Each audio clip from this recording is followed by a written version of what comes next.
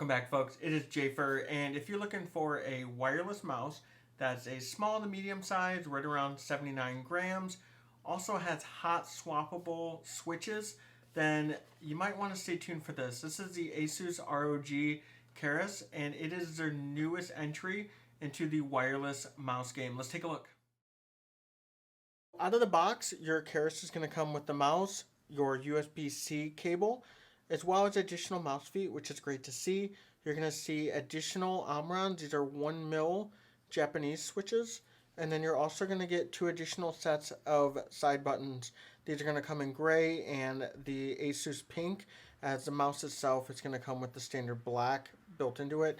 You also get stickers, of course, and then your warranty card and instruction manual. The Keris comes in at a price of $99.99. This is going to be $50 cheaper than the newly released Logitech Superlight, as well as $30 to $50 cheaper than the Razer Viper Ultimate, and they're all going to carry their fair share of exclusive features, but one thing that's going to set this apart is going to be what's underneath here. But before we dive into that, this is definitely a medium to small size mouse, as it is 118 millimeters long. We're looking at 62 millimeters at the grip, and then 39 millimeters high. So if you're someone that does claw or fingertip, this might be the perfect mouse for you. If you're someone that does palm grip, it's going to have to be a smaller hand size than what I have, and that is a 19 by 10 hand size. So keep that in mind. A major issue that I have with this mouse is really going to be the shape.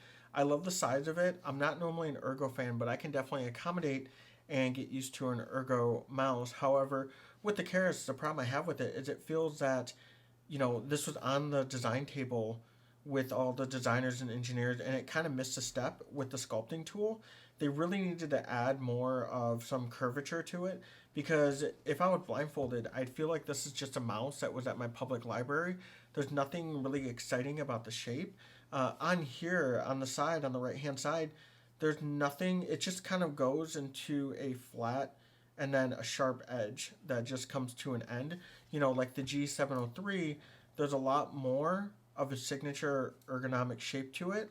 And even at the very bottom here, you can definitely still feel it, and you can use that to assist you if you need to lift off with the mouse. You can't do that with the Keris. It just goes into almost like a 90-degree bend here, and it's just not comfortable at all. And that's my biggest problem with it. And I do like a mouse that does have comfort grooves, and this does not have it either. And I can definitely get used to a mouse if it doesn't have it. It's more of a preference that it does, but it's just another thing where there's just not a lot of unique shape or curvature to this mouse. It just feels like a basic ergo that is just missing some key components to being a very comfortable ergo.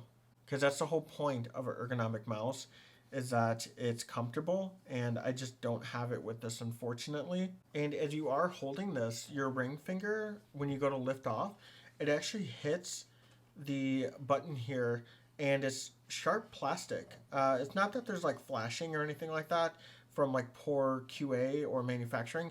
It's just a poor design choice, because it definitely catches your finger there, and it's just not very comfortable at all.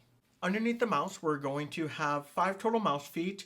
They are 100% PTFE material, and they glide exceptionally well on all the surfaces I did test this on. You have one at each end, as well as it coming in a triangular shape, which is pretty uncommon for mice that I've seen, but they're not audible at all. They don't scratch or anything like that. They are tapered a little bit. And again, as you did see in the unboxing, you do get an additional set if you do need to replace it. Within that sensor ring, it's going to be the PixArt 3335 sensor. From my experience with the Pulsefire Haze, as well as my recently reviewed Ponage Ultra Custom Symmetrical, I've not had any concerns whatsoever with this sensor. I've heard some reports where people have used this in other mice, and there's been some DPI deviation. That's something that you definitely want to address via firmware, but if it is something where the DPI count is drastically different than what you set it as, you want to contact the manufacturer. But again, from my personal experience, no concerns whatsoever with the sensor. To the left of it is going to be a DPI button if you do want to change that, as well as your pairing button for your Bluetooth connectivity. And on the right is going to be the power switch, which also doubles as changing into the 2.4 gigahertz signal with the dongle or into that Bluetooth pairing. And lastly, on the tail end underneath the mouse, you're going to have your dongle where you can easily just remove it. There is tension built in, so it does stay put when you do put it back into its slot. And then you have two rubber grommets here that you can peel off with a set of tweezers or a small flathead, and it'll gain access to two Phillips screws that allow you to hot swap those switches. Most mice in the industry are going to be made of ABS plastic. While the Keris does have ABS plastic on the rear end of the shell, the buttons on this is actually made of PBT plastic, which is a much more durable plastic that's going to prevent any of that shine that you would normally see on your mouse 1 and 2 or even your keyboard keycaps with a lot of oil and grime and whatnot that's going to build up over time. That won't be the case with the Keris buttons on here with that much more durable plastic, and that's really great to see on mice, and hopefully we see that as more of a common practice to just increase the overall durability on our purchase. The Keris uses a magnetic system, so you can easily swap the side buttons out. However, the problem that we run into is that while it does come with 3 different sets of 3 different colorways, so you can customize it aesthetically, as far as performance or comfort, they're identical as they are the same exact height. So they kind of poorly executed on this idea. It would have been great to see these 3 different sets of side buttons to be different heights, so that way the player or customer can easily find the perfect customizable side button combo for them. Now, if you want to take advantage of the Hotswap feature with the Keris, which is really its biggest selling point, I will say, you're going to go ahead and remove the 2 Phillips that are at the bottom, and you're going to peel open the back. And just be careful with all plastic on plastic connection. You don't want anything to crack, but you're going to go ahead and open it up, and you can see where everything is quickly accessible right there. And we can go ahead and see that we have 70 million switches from ASUS here. I don't know the manufacturer of these. I'm assuming these are more likely just rebranded switches. However, whatever the case may be, we're going to go ahead and pop those out, and you can see where it just has a simple hot swap push-in pattern. And this is why you're not seeing this on other mice currently, because they do have a patent on this particular design. And so hopefully we'll see other competitors out there come out with their own version of Hotswap, because there's nothing better than being able to customize your mouse in the easiest way possible.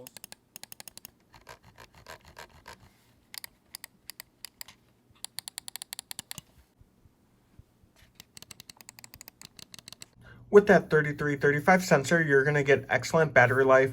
We're looking at 78 hours with the RGB turned off, and if you do want to run that RGB, we're looking at 56 hours of use. Keep in mind too, this does run USB-C, so if you do feel that you're in a pinch and you're gaming and you need to recharge the battery, fear not, as a 15-minute charge will add 12 hours of battery life to the mouse, which is great to see. The downside though is that there is no USB dongle adapter to this, so you're going to have 2 USB ports to charge this and also run it wireless. So you're either going to have to switch these out all the time or leave them both plugged in. We're looking at 2 different ways to customize RGB, as you have some on the scroll wheel here as well as the ASUS logo on the back. The Armoury Crate software is going to give you all your basic standard adjustments that you're going to find with other peripheral software makers. And so with this, on the first tab, you're able to adjust your buttons and change them to whatever command you're looking for. You can adjust the performance, including the DPI, pulling rate, your button response, and turn on angle snapping on or off. Your lighting is going to give you, your basic profiles, as well as making your own within the Aura Creator, similar to Razer Synapse Chroma. And then you can also adjust the liftoff distance from just low to high. There's no specific measurement, unfortunately. Default, it does come in low. Within the power tab, you can monitor your battery status as well as change the effects to either shorten or make the battery last longer. And then, of course, your last tab is going to allow you to check on any firmware updates. The biggest benefit to the Armoury Crate is going to be for someone like myself who uses an ASUS motherboard. You can sync these things together. So if you're really big with RGB, those effects can all mesh well.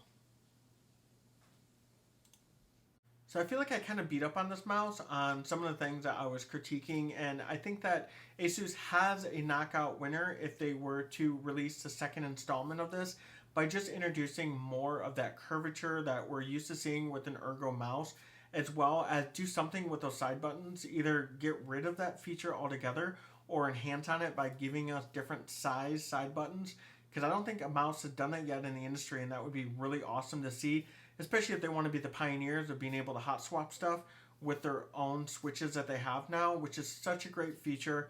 And I hope we see other companies find other ways to work around that patent and give us as customers even more options going forward. But until next time, I am Jafer. I appreciate you watching the video. Please throw a like if you did like it, and of course hit that subscription button so I know what content to bring you guys next time. Until next time, you guys stay safe.